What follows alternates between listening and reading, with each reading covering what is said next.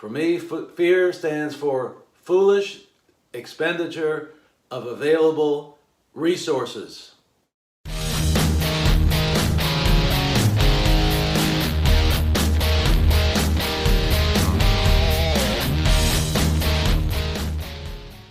Ladies and gentlemen, welcome to another video from the Blue Collar Psychiatrist. Before we begin, I remind you that this video and all of my other videos are aimed at a general audience. No doctor-patient relationship is being formed by the viewers and myself. If you feel that you have psychological problems, I suggest that you place yourself under the care of a qualified, licensed therapist, mental health therapist in your area. Now that the preliminaries are done, I have a question for you. What is the greatest time waster? Think about that. What is the greatest time waster? The answer, in my opinion and my experience, is fear.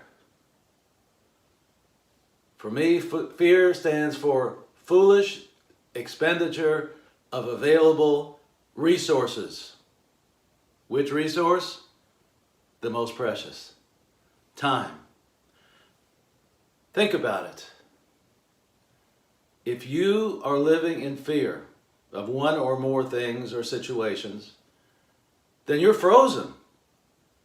You are absolutely frozen because you cannot do a certain thing or be with a certain type of person or engage in a certain activity.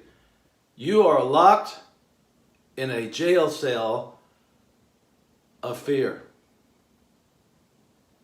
You've been in this jail cell probably for years and then complain about the bars.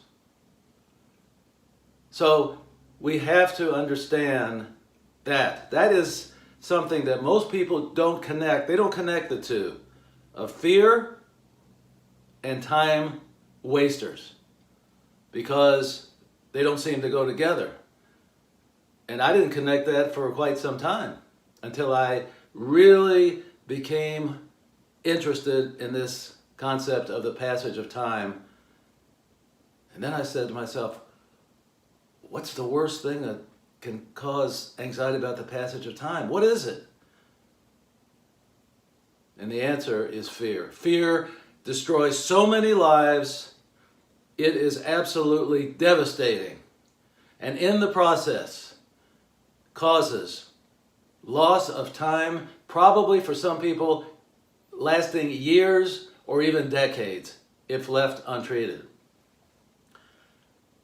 I suggest to you that in some cases, if the fear is significant enough and life-altering enough and disruptive enough that you may have to seek behavioral therapy from a therapist in your community, because it can really cause problems and destroy your life. I once knew of a case where a person was afraid to drive over bridges. The person then engaged a behavioral psychotherapist. The psychotherapist went through a stepwise deprogramming of the fear, such as imagining going over a bridge and taking a deep breath and so forth, until the final exam, if you want to call it that, was the person who was fearful of driving over bridges was driving the car with the therapist in the passenger seat in the front seat. Now that's somewhat unusual, but this was a therapist who gave this lecture who said that this is what she did. And so that's the culmination of breaking the fear, of having someone go with you. I also had it in my family. My mother was deathly afraid of flying on an airplane. But see, she had learned that from her mother, who was afraid to fly and who never did fly. But once her father had to go to another place, another city, and my mother needed to go also because she wanted medical treatment that was only available in that other city. So my grandfather said to her, "Come on with me, I'll go with you." She went, she flew, and then he had to come back a few days later, but she stayed and recuperated. I tell you that after that was deprogrammed, inadvertently by my grandfather, my mother flew all over the world. And so you see it right there. Some fears are learned from family members, while others just seem to be there. And so again, here's a perfect example of the combination of behavioral therapy and treatment of a fear, rather than going into trying to find out what's in the subconscious and lying on a couch 4 days a week at $150 a pop for years. Behavioral therapy is what really helps in these situations. And again, as I said before, it's faster, it's cheaper, and it's effective with the right person. So ladies and gentlemen, I wanted you to check in with yourself and ask yourself, are my fears interfering significantly with the quality of my life?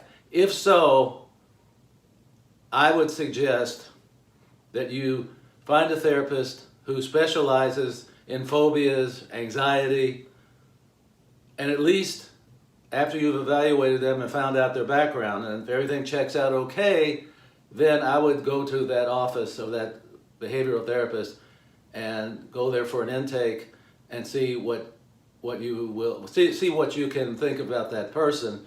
Is this the right person for me? Because you can't let fear destroy your life. Left unchecked, it will do that. So please, if it's hampering your life to a significant degree, go check out the therapists in your area who do specialize in anxiety and fears. Ladies and gentlemen, as always, I remind you, drink! And drink abundantly from the fountain of life. See you next time!